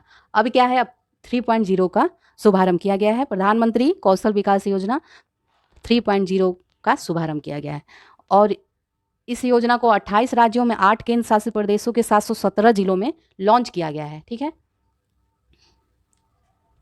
इसका उद्देश्य है 2020-21 के दौरान 8 लाख युवाओं को कौशल प्रशिक्षण प्रदान करना है। ठीक है, और इस योजना के 2 घटक हैं, केंद्रीय घटक और राज्य घटक। जो केंद्रीय घटक है उसका क्रियान्वयन राष्ट्रीय कौशल विकास निगम द्वारा किया जाएगा, और जो राज्य घटक है इसका क्रियान्वयन राज्य कौशल विकास मिशनों और केंद्र शासित प्रदेशों के संबंधित विभागों द्वारा किया जाएगा। ठीक है, इस योजना के संपूर्ण लक्ष्य को केंद्र एवं राज्य घटकों के मध्य क्रमशः 75 और अनुपात 25 के अनुपात में विभाजित किया गया है। ठीक है, अब आगे नेक्स्ट है कोची मंगलुरु प्राकृतिक गैस पाइपलाइन का उद्घाटन किया गया है। तो देख लीजिए, थोड़ा सा हिस्ट्री है कि 1987 में भारत की प्रथम अंतर्राज्यीय प्राकृतिक गैस पाइपलाइन को गेल इंडिया लिमिटेड के द्वारा शुरू किया गया था, जो 1750 किलोमीटर थी, और ये हजीरा विजयपुर जगदीशपुर पाइपलाइन के नाम से जानी जाती है, जो हजीरा जो गुजरात में है, विजयपुर मध्य प्रदेश में और जगदीशपुर उत्तर प्रदेश से होकर गुजरती है। अभी क्या है कि 2021 को प्रधानमंत्री नरेंद्र मोदी ने कोची मंगलुरु प्राकृतिक गैस पाइपलाइन को वीडियो कॉन्फ्रेंसिंग के माध्यम से राष्ट्र को समर्पित किया है। इसकी लंबाई कितनी है? 450 किलोमीटर, और इसका जो निर्माण है गेल इंडिया लिमिटेड के द्वारा संपन्न किया गया है। और यह गैस पाइपलाइन है कोची, कोटनाड, कन्नूर तथा मंगलुरु शहरों से गुजरेगी। और इससे देखा जाए तो दक्षिण भारत के राज्य केरल और कर्नाटक लाभान्वित होंगे। और इसकी परिवहन क्षमता है 12 MMSCMD, तो million metric standard cubic metre per day है। ठीक है, अब देख लीजिए रामनाथपुरम थुत्तुकुडी प्राकृतिक गैस पाइपलाइन को भी फरवरी 2021 को प्रधानमंत्री ने इंडियन ऑयल कॉरपोरेशन की रामनाथपुरम थुत्तुकुडी, जिसे तूतीकोरन में है, प्राकृतिक गैस पाइपलाइन को राष्ट्र को समर्पित किया गया है। और इसका जो लंबाई है वो है 1445। ठीक है, एन्नौर। और इसी में देख लीजिए यह पाइपलाइन इस 1445 किलोमीटर लंबी एन्नौर, तिरुवल्लुवर, बंगलुरु, पुडुचेरी, नागपट्टिनम, मदुरई, तूतीकोरन प्राकृतिक गैस पाइपलाइन का 143 किलोमीटर लंबा खंड है। यह पाइपलाइन की जो क्षमता है 8 million metric standard cubic metre प्रति दिन है। अब आगे है डोभी दुर्गापुर प्राकृतिक गैस पाइपलाइन। इसको भी फरवरी 2021 को प्रधानमंत्री नरेंद्र मोदी ने हल्दिया जो पश्चिम बंगाल में है और डोभी जो बिहार, दुर्गापुर पश्चिम बंगाल प्राकृतिक गैस पाइपलाइन को राष्ट्र को समर्पित किया गया है। ठीक है, इसकी लंबाई है 348 और क्षमता है 8 MMSCMD। यह पाइपलाइन प्रधानमंत्री ऊर्जा गंगा परियोजना का अंग है। ठीक है, यह पाइपलाइन प्रत्यक्ष रूप से देखें तो पश्चिम बंगाल के अतिरिक्त बिहार और झारखंड के 10 जिलों को लाभान्वित करेगी। अब आगे देखते हैं, नेक्स्ट है लाइट हाउस परियोजना। ठीक है, इस परियोजना का शुभारंभ प्रधानमंत्री नरेंद्र मोदी ने वर्चुअल माध्यम से किया है। और इस परियोजना को 6 राज्यों के 6 स्थानों पर 6 अलग अलग प्रौद्योगिकियों का उपयोग करके पूरा किया जाएगा। ठीक है, लाइट हाउस परियोजना केंद्रीय आवासन एवं शहरी कार्य मंत्रालय की महत्वाकांक्षी परियोजना है। ठीक है, ये मॉडल आवासीय परियोजना है जिसके तहत किसी क्षेत्र की स्थानीय जलवायु और परिस्थितिकी को ध्यान में रखते हुए टिकाऊ, मजबूत और भूकंप रोधी मकान बनाए जाए। इस परियोजना को वैश्विक आवासीय प्रौद्योगिकी चुनौती इंडिया के तहत शुरू किया गया है।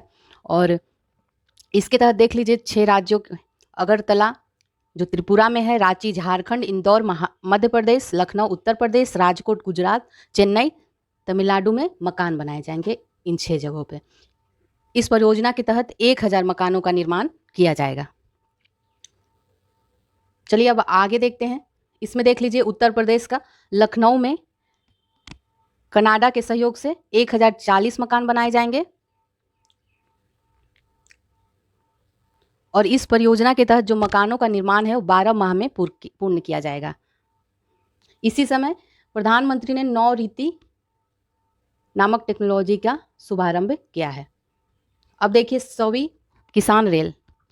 इससे पहले आपको पता ही होगा कि किसान रेल का शुरुआत किया गया था। और जो सवी है वो रेलगाड़ी संगोला से शालीमार के मध्य परिचालित होगी। संगोला कहाँ है? ये सोलापुर महाराष्ट्र में, और शालीमार हावड़ा पश्चिम बंगाल में है। ठीक है,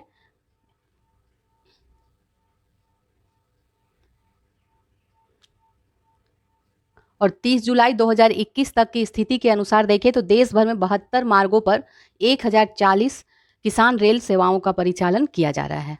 अब नेक्स्ट देखते हैं आगरा मेट्रो परियोजना। ठीक है, तो पहला भारत में देखा जाए तो सबसे पहले मेट्रो सेवा की शुरुआत 1984 में पश्चिम बंगाल के कोलकाता शहर से हुई थी। और भारतीय इंजीनियर जो ई श्रीधरन है उनको मेट्रो मैन ऑफ इंडिया के नाम से जाना जाता है। अब देखिए कि इस बार क्या हुआ है। 7 दिसंबर 2020 को प्रधानमंत्री नरेंद्र मोदी ने आगरा मेट्रो परियोजना के निर्माण का वर्चुअल माध्यम से उद्घाटन किया है।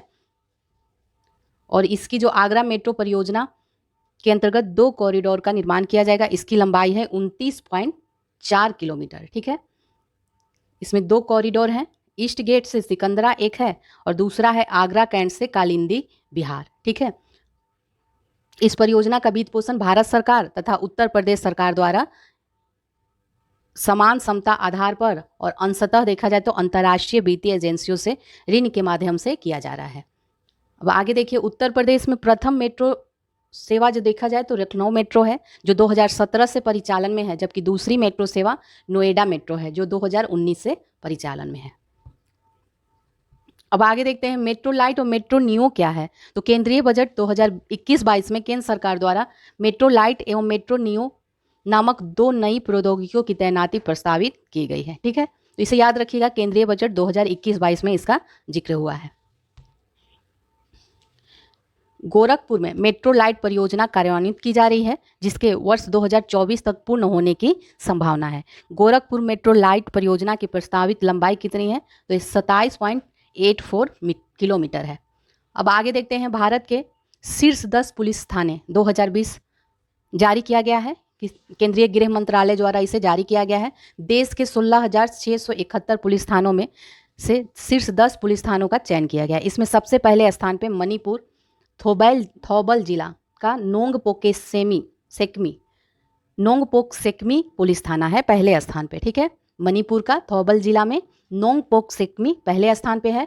और इसमें देख लीजिए, उत्तर प्रदेश का मुरादाबाद जिला में कांठ पुलिस थाना है, 8वें नंबर पे है। ठीक है, कांठ पुलिस थाना जो है 8वें नंबर पे आया है। अब नेक्स्ट आते हैं, उत्तर प्रदेश में रामायण क्रूज सेवा शुरू की गई है। तो अयोध्या में सरयू नदी पर शीघ्र ही पहली लग्जरी रामायण क्रूज सेवा की शुरुआत की जाएगी। ठीक है, और इसका सभी अवसंरचनात्मक सहयोग पत्तन एवं पोत परिवहन एवं जल मंत्रालय के द्वारा किया जाएगा। ये रामचरितमानस पर आधारित होगा, साज सज्जा श्री रामचरितमानस पर आधारित होगा।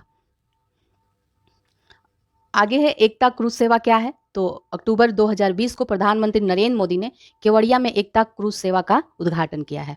यह क्रूज सेवा श्रेष्ठ भारत भवन से स्टैच्यू ऑफ यूनिटी के मध्य 6 किलोमीटर की दूरी संचालित होगी। एक वाराणसी से चुनार क्रूज सेवा की भी शुरुआत की गई है। वाराणसी के रविदास घाट से शुरू होकर चुनार के किले तक ये जाएगी। ये उत्तर प्रदेश पर्यटन विभाग के द्वारा शुरू किया गया है 5 सितंबर 2021 को। और इसी के बीच शुलटंकेश्वर महादेव मंदिर जो वाराणसी में है, विंध्याचल धाम और मिर्जापुर की भी यात्रा इस क्रूज सेवा में पूर्ण होगी। ये हो गया। अब चलिए देखते हैं बिहार विधानसभा आम निर्वाचन 2020। तो इसमें 17वीं बिहार विधानसभा के गठन हेतु 3 चरणों में चुनाव संपन्न कराए गए। और ये 3 चरण का डेट भी देख लीजिए क्योंकि कुछ लोग बीपीएससी के भी होंगे। तो प्रथम चरण के निर्वाचन हेतु मतदान जो है 28 अक्टूबर 2020 को, द्वितीय चरण 3 नवंबर 2020 को और तृतीय चरण 7 नवंबर 2020 को संपन्न हुआ। ठीक है, और 2020 में जो मतदान का प्रतिशत था 0.39% से बढ़कर 57.05% हो गया है। इस बार 10 नवंबर 2020 को मतगणना हुआ। उसके परिणाम स्वरूप चुनाव परिणाम के तहत राष्ट्रीय जनतांत्रिक गठबंधन ने 243 सीटों में से 125 सीटें जीतकर स्पष्ट बहुमत प्राप्त किया, जबकि महागठबंधन को 110 सीटें प्राप्त हुई। और इसमें देखा जब महागठबंधन में राष्ट्रीय जनता दल को 75 सीटें और सबसे बड़ा दल ये रहा। 17वीं बिहार विधानसभा में महिलाओं की संख्या अगर देखें तो 11% रहा। और फिर नीतीश कुमार ने पटना में राजभवन स्थित राजेंद्र मंडप में मुख्यमंत्री के रूप में शपथ ली। और यह लगातार चौथा एवं कुल 7वां अवसर है जब नीतीश कुमार ने बिहार के मुख्यमंत्री पद की शपथ ली। और इसके साथ ही तारकिशोर प्रसाद एवं सुश्री रेणु देवी ने बिहार के उप मुख्यमंत्री के रूप में शपथ ग्रहण किया। ये फैक्ट भी देख लीजिए, विजय कुमार सिन्हा, इन्हें 17वीं विधानसभा का अध्यक्ष चुना गया है। ये मुंगेर जिला सर लखीसराय से जीत कर आए हैं। अब देख लीजिए पंजाब के नए मुख्यमंत्री। तो 20 सितंबर 2021 को चरणजीत सिंह चन्नी को पंजाब के मुख्यमंत्री के रूप में शपथ दिलाया गया है। राज्यपाल कौन है यहाँ? बनवारी लाल पुरोहित के द्वारा। ठीक है, अभी जो राजनीतिक बदलाव हुए हैं उसमें देख लीजिए कि नए जो मुख्यमंत्री बने हैं, भूपेंद्र पटेल गुजरात के 17वें मुख्यमंत्री के तौर पे शपथ लिए हैं। ठीक है, और उत्तराखंड के पुष्कर सिंह धामी मुख्यमंत्री बने हैं। आगे कर्नाटक के मुख्यमंत्री बसवराज बोमई बने हैं। ठीक है, ये अभी नए मुख्यमंत्री सभी बने हैं। अब राज्यपालों को देख लीजिए, स्थानांतरण 1 सितंबर 2021 के आंकड़ों के अनुसार। ठीक है, तो उत्तराखंड के राज्यपाल गुरमीत सिंह बने हैं, पंजाब के बनवारी लाल पुरोहित, तमिलनाडु के RN रवि, नागालैंड के जगदीश मुखी। ठीक है, नेक्स्ट पे आते हैं, ये अब नेक्स्ट देख लीजिए टॉपिक है लुहरी चरण 1 जल विद्युत परियोजना की शुरुआत करी गई है।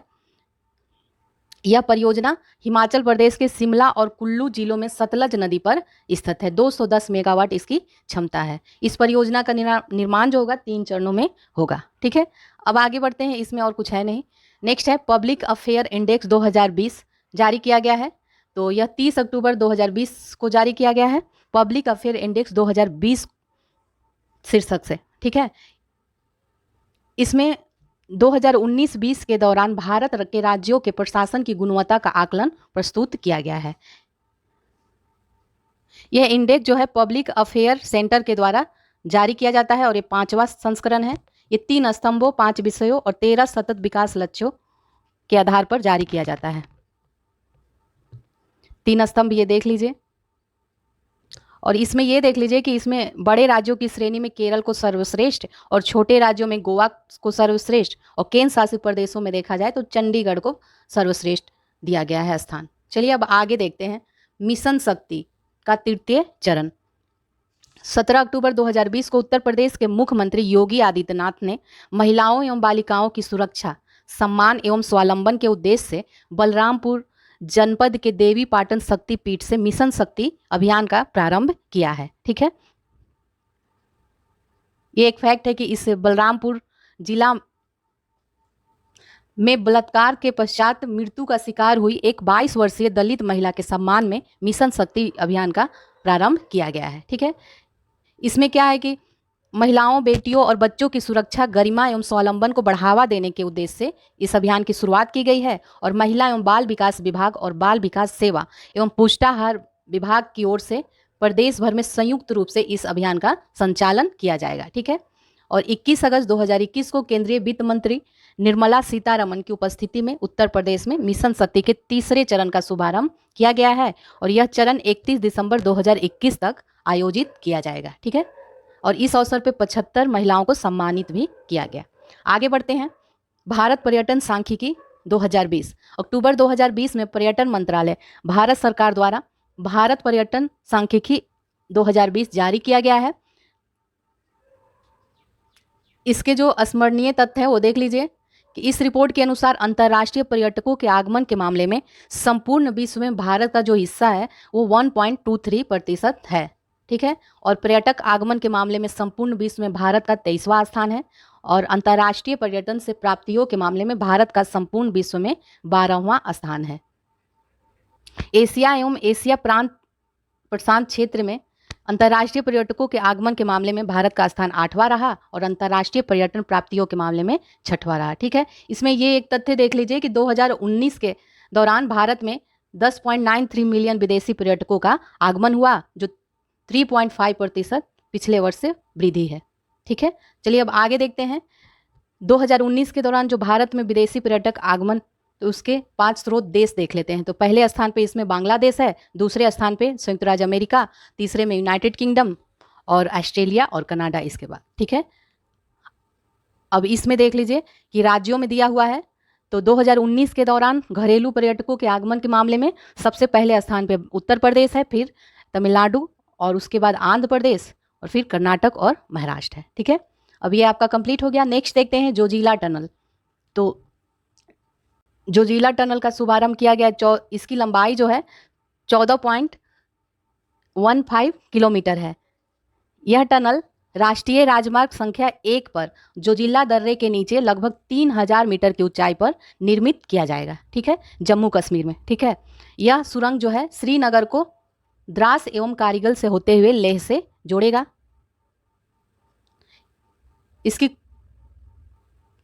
इस टनल का निर्माण पूर्ण होने पर यह एशिया की सबसे लंबी द्विमार्गी टनल हो जाएगी। ठीक है, अब देखते हैं अटल टनल। यह अटल टनल जो है 3 अक्टूबर 2020 को मनाली, जो हिमाचल प्रदेश में है, में दक्षिणी पोर्टल पर प्रधानमंत्री नरेंद्र मोदी ने विश्व के सबसे लंबे सुरंगीय राजमार्ग अटल टनल रोहतांग को राष्ट्र को समर्पित किया था। अटल टनल का निर्माण सीमा सड़क संगठन के द्वारा किया गया है और यह 9.02 किलोमीटर लंबी है। यह हिमाचल प्रदेश के मनाली को लाहौल स्पीति घाटी से जोड़ती है। यह घोड़े के नाल के आकार की ड्यू लेन टनल है। इसकी ऊंचाई देखा जाए तो 5.525 मीटर है। ठीक है, यह टनल हिमालय की पीर पंजाल पर्वतमाला में स्थित रोहतांग दर्रे से भी गुजरती है। अब आगे देख लीजिए, नेक्स्ट टॉपिक है डाटा शासन गुणवत्ता सूचकांक। ठीक है, ये 2 अक्टूबर को 2020 को नीति आयोग के द्वारा जारी किया गया है। इसके बारे में देखते हैं। तो डाटा शासन गुणवत्ता सूचकांक में सर्वाधिक 4.49 का स्कोर प्राप्त कर खाद्य प्रसंस्करण उद्योग मंत्रालय शीर्ष पर रहा, जबकि आर्थिक कार्य विभाग को अंतिम स्थान दिया गया है। ठीक है, इसमें देखा जाए तो समग्र रूप से 65 मंत्रालयों या विभागों की रैंकिंग में उर्वरक विभाग को तीसरा स्थान प्राप्त हुआ है। अब आगे देखते हैं Ambedkar social innovation and incubation mission. ये उच्च शिक्षण संस्थाओं में अध्ययनरत अनुसूचित जाति के छात्रों के बीच नवाचार तथा उद्यम को बढ़ावा देने के उद्देश्य से भारत सरकार द्वारा Ambedkar social innovation and incubation mission की शुरुआत की गई है।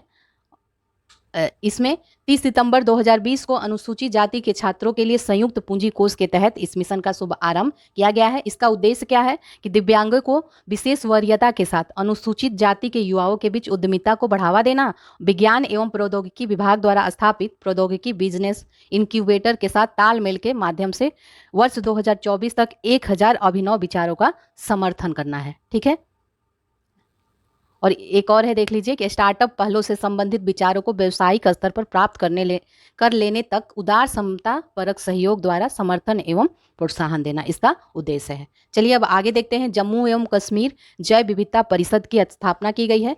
इस परिषद में अध्यक्ष के अतिरिक्त कुल 10 सदस्य शामिल होंगे और इन सदस्यों में से 5 जो होंगे आधिकारिक पदेन सदस्य तथा 5 गैर आधिकारिक सदस्य शामिल होंगे। चलिए अब नेक्स्ट देखते हैं। ये देख लीजिए कि यह परिषद जो है जैव विविधता अधिनियम 2002 और जैव विविधता नियम 2004 के प्रावधानों के अनुसार कार्य करेगी। ठीक है, अब आगे देख लीजिए जम्मू कश्मीर राजभाषा अधिनियम 2020। तो जम्मू कश्मीर के लिए भाषाओं को, तो इस अधिनियम द्वारा 5 भाषाओं को सम्मिलित किया गया है। ये है भाषाएं कौन कौन सी? कश्मीरी, डोगरी, उर्दू, हिंदी और अंग्रेजी। ठीक है, तो इसका संघ राज्य क्षेत्र के शासकीय प्रयोजनों के लिए प्रयुक्त की जाने वाली ये राजभाषाएं हैं और ये संविधान के अनुच्छेद 347 के उपबंध के अनुसार किया गया है। चलिए अब आगे देखते हैं। भारत प्रसन्नता रिपोर्ट 2020 जारी किया गया है। तो हाल ही में प्रोफेसर राजेश के पिलानिया द्वारा प्रथम भारत प्रसन्नता रिपोर्ट जारी किया गया है। इसमें 36 भारतीय राज्यों और संघ शासित प्रदेशों को शामिल किया गया है। इसमें प्रसन्नता रैंकिंग में देखें तो 2020 में 10 भारतीय राज्यों और संघ रैंकिंग देख लीजिए तो मिजोरम जो है सबसे प्रसन्नता रैंकिंग में सबसे फर्स्ट स्थान पे है इसमें, और उत्तर प्रदेश को इसमें 10वां स्थान मिला है।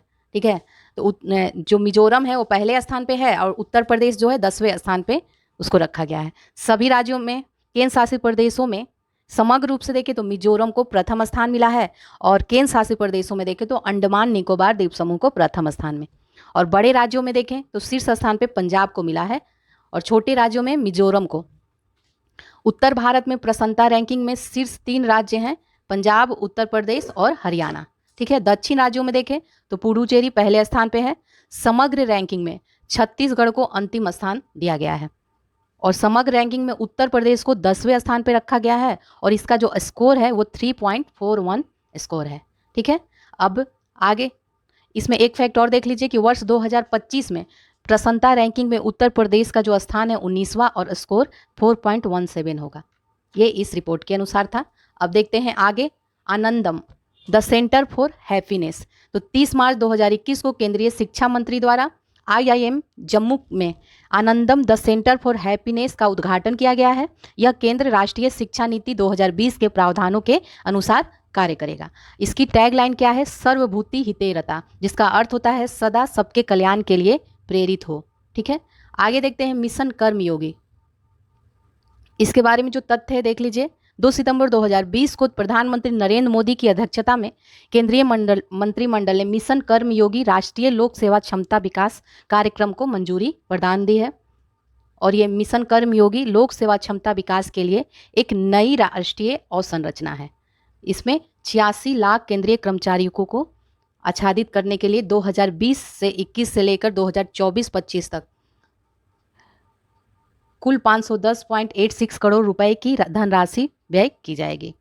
इसमें 6 स्तंभ हैं। ये स्तंभ नीतिगत ढांचा, संस्थागत ढांचा, योग्यता की रूपरेखा, डिजिटल अध्ययन ढांचा, आईगोट कर्मयोगी, इलेक्ट्रॉनिक मानव संसाधन प्रबंधन प्रणाली तथा निगरानी और मूल्यांकन रूपरेखा। ठीक है, इसके तहत क्या है कि राष्ट्रीय लोक सेवा क्षमता विकास कार्यक्रम को सिविल सेवकों के क्षमता विकास के लिए आधार तैयार करने हेतु डिजाइन किया गया है, ताकि वे भारतीय संस्कृति के साथ साथ विश्व भर की श्रेष्ठ पद्धतियों से सीखते हुए अपनी जड़ों से जुड़े रहें। ठीक है, इसका कार्यान्वयन एकीकृत सरकारी ऑनलाइन प्रशिक्षण आईगॉट कर्मयोगी प्लेटफॉर्म के माध्यम से किया जाएगा। ठीक है,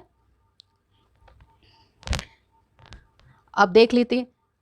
अब हो गया, इसमें कंप्लीट हो गया इसका। अब एक ये देख लीजिए, कर्मयोगी डिजिटल लर्निंग लैब है। ये 27 अगस्त 2021 को केंद्रीय मंत्री जितेंद्र सिंह ने लोक सेवकों के लिए कर्मयोगी डिजिटल लर्निंग लैब का उद्घाटन किया है, और इसका उद्घाटन नई दिल्ली स्थित सचिवालय प्रशिक्षण तथा प्रबंधन संस्थान में किया गया है। और इसी के साथ आपका ये राष्ट्रीय परिदृश्य कंप्लीट किया जा रहा है। अब हम लोग नेक्स्ट वीडियो में नए टॉपिक के साथ मिलते हैं। ओके।